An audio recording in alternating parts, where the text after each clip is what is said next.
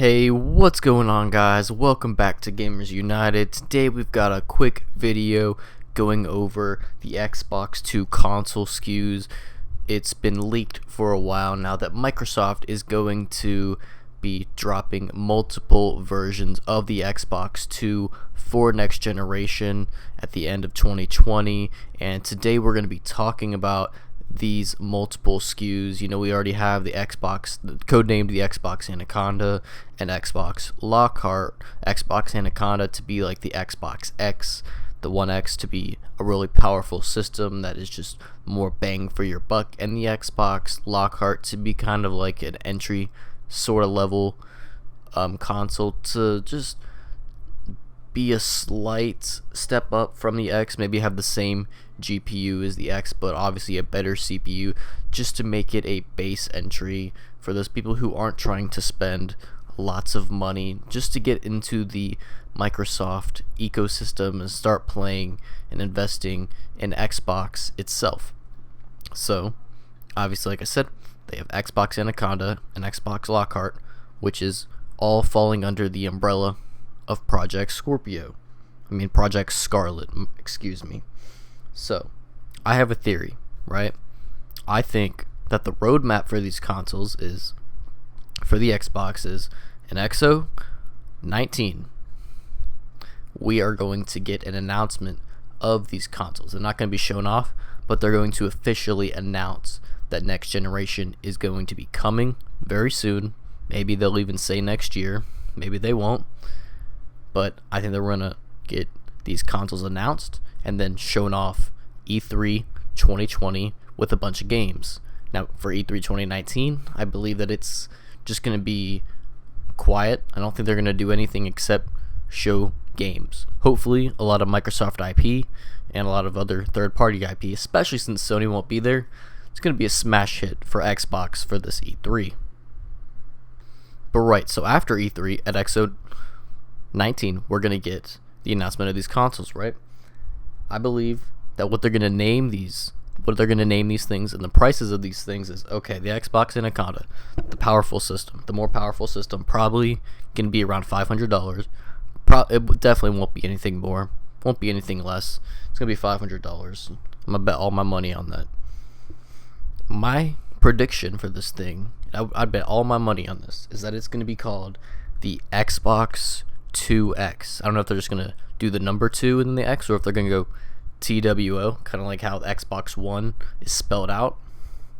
My prediction, the multiple SKUs, we're going to have the Xbox2X at launch, and then we're just going to have the Xbox 2, right? And then a few years into the generation, we'll have the Xbox2S, right? The slimmer version of the OG Xbox 2, probably a little bit more powerful, probably a little bit more sleeker, obviously like we saw with the revision of the Xbox One. It's a lot better looking and just overall a lot better than the OG Xbox One. Now, a lot of you may be thinking, well, Gamers United, what about MidGen refreshes? We had that this generation with the Xbox One X and PlayStation 4 Pro. Wouldn't they be doing that again for next generation? And my answer to that would be no.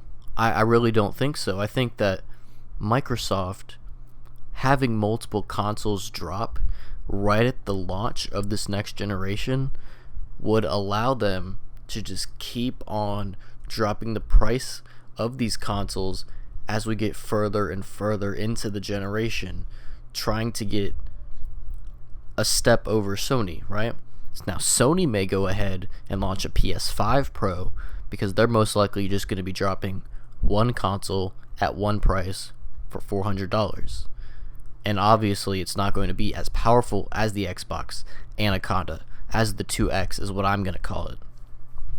It'll definitely be more powerful than the Lockhart, which I'm expecting the Lockhart to come in at a price of $300. But the Sony system, the PS5, is going to for sure be a well-rounded console, more powerful than the Lockhart, less powerful than the Anaconda, which will leave some hardcore fans like myself and a lot of other people hungry for more power. People that are willing to spend the extra money to sort of bridge the gap between next generation and current gen. Bigger hard drives, better graphics, better textures, maybe better CPU, all that good stuff. So to me, it would just stand to reason that if they're just going to drop one console, why not do a Pro version, a mid-gen refresh? That's my prediction, that Sony will. But as for Xbox will not have any mid-gen refreshes because they're going to launch, like I said, with the multiple SKUs at launch. And as the console generation keeps going on and on and on, Microsoft obviously wants to keep that hold over Sony. They want to do a lot better than they've been doing this current gen. They want to bring in the people and keep them there with all the new studio acquisitions, with just the baggage that this generation has over them. They want to kind of reinvent the Xbox brand. So you drop the Xbox Anaconda, $500. As years go on, that price keeps dropping. PlayStation 5 Pro comes out. Oh wait, the Xbox Anaconda is cheaper. If I want the more powerful system, maybe I should go with that. Now, one wrench in the system is there is the possibility that Microsoft could make an Xbox Anaconda Slim, an Xbox2X Slim. There's always a possibility of that. It all just depends on what they want to do, how things are selling, and all that good stuff. Obviously, I think the majority of us can agree that we kind of want Microsoft not to focus on consoles and controllers this next generation, but the games. And I have no doubt that's exactly what they're going to be doing.